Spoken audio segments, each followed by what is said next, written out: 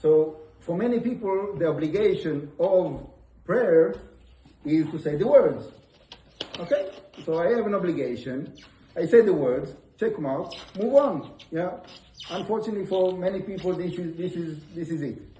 But the sages are telling us something that is very, very important for us to remember every time we come to pray.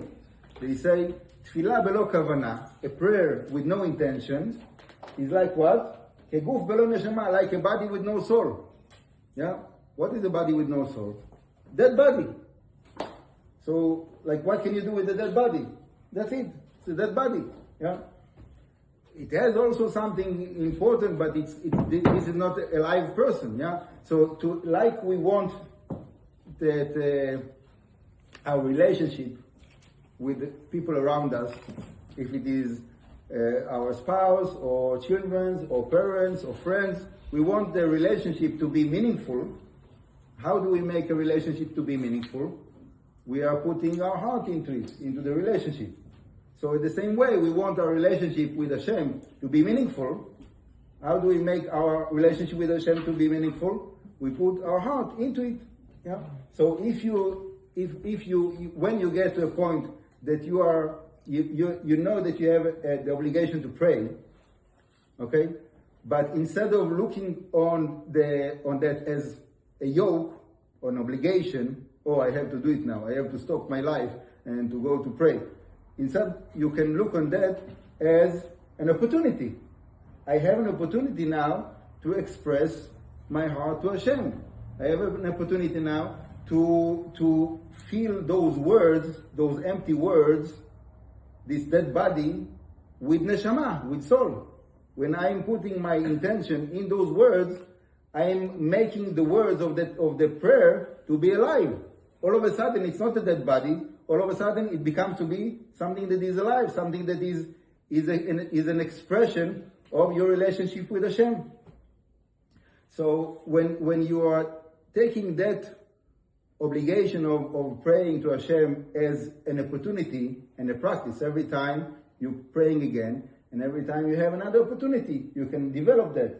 Every time you can look in a different word. Obviously, you don't have the whole day to pray. You have also life to live of other things, whatever it is that you need to do. So, but every time you pray, you can choose a certain part, a certain verse, a certain word, a certain part of the prayer that you stop for a minute before you continue, and you just pause, and you change your way of prayer. Instead of just saying the words, to a meditational prayer, that you are preparing yourself to it, you are connecting to your emotions, you think about what you say, what is the meaning of that, and sure enough, when you do that again and again, all of a sudden you see that things are opening up within you. You see that